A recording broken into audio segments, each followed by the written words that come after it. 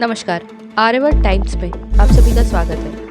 केंद्र सरकार ने पूर्व प्रधानमंत्री चौधरी चरण सिंह को भारत रत्न से सम्मानित करने का फैसला लिया है। पीएम मोदी ने खुद इसकी जानकारी दी।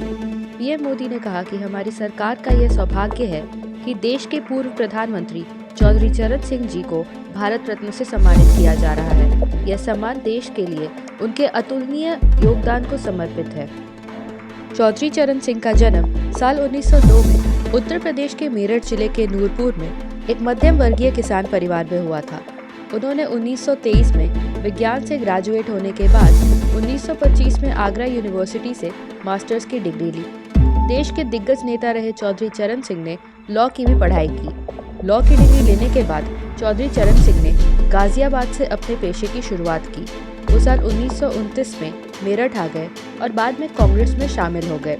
वे सबसे पहले 1937 में छपरौली से उत्तर प्रदेश विधानसभा के लिए चुने गए एवं 1946, 1952, 1962 एवं 1967 में विधानसभा में अपने निर्वाचन क्षेत्र का प्रतिनिधित्व किया।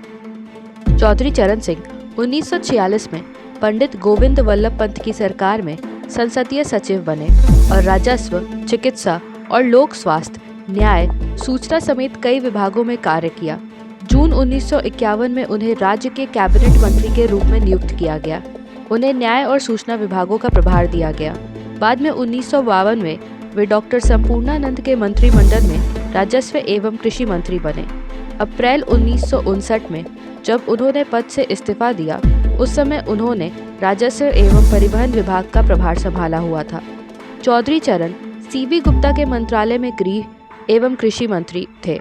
वही सुचेता कृपलानी के मंत्रालय में वह कृषि एवं वन मंत्री रहे।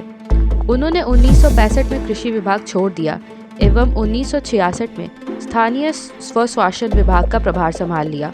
कांग्रेस विभाजन के बाद फरवरी 1970 में दूसरी बार वे कांग्रेस पार्टी के समर्थन से उत्तर प्रदेश के मुख्यमंत्री बने। हालांकि राज्य में 2 अक्टूबर 1970 को राष्ट्रपति शासन लागू कर दिया गया था। चरण सिंह ने कई अलग अलग पदों पर रहते हुए उत्तर प्रदेश की सेवा की।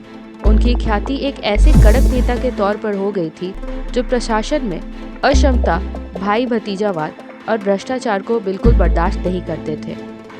चौधरी चरण सिंह ने बेहद ही साधारण जीवन व्यतीत किया। खाली वक्त में वो किताबें पढ़ने लिखने में काफ़ी रुचि रखते थे। उन्होंने कई किताबें लिखी हैं जिसमें जमींदारी उन्मूलन, भारत की गरीबी और उसका समाधान, prevention of division of holdings below एवं सर्टेन मिनिमम प्रमुख है। साल 1979 में चौधरी चरण सिंह को कांग्रेस के समर्थन पर देश का प्रधानमंत्री बनाया गया। अपनी ईमानदारी और ना झुकने की आदत को लेकर चौधरी चरण सिंह मशहूर थे। पीएम की गद्दी संभालने के साथ भी कुछ ऐसा ही हुआ। कांग्रेस ने चरण सिंह से कई मुद्दों पर चर्चा की और अपनी मांगें रखी, लेकिन उन्होंने इन मांगों को मानने से साफ इनकार कर दिया। इस पर कांग्रेस ने अपना समर्थन वापस ले लिया और मात्र 23 दिनों तक चौधरी चरण सिंह प्रधानमंत्री की कुर्सी पर बैठे रहे। किसान परिवार से निकलकर देश के प्रधानमंत्री पद तक का सफर तय कर चुके पूर्व प्रधानमंत्री स्वर्गीय चौधरी चरण सिंह की राजनीति की शुरुआत से लेकर जीवन के अंत तक खेती और किसानों से जुड़े मुद्दे को लेकर मुखर रहे। किसान नेता के रूप में अपनी एक अलग पहचान बनाने वाले वो चौधरी चरण सिंह ही नेता थे जो सड़क से लेकर संसद तक किसानों के मुद्दे को सबसे आगे रखते थे। उन्हें किसानों का मसीहा कहा जाता था।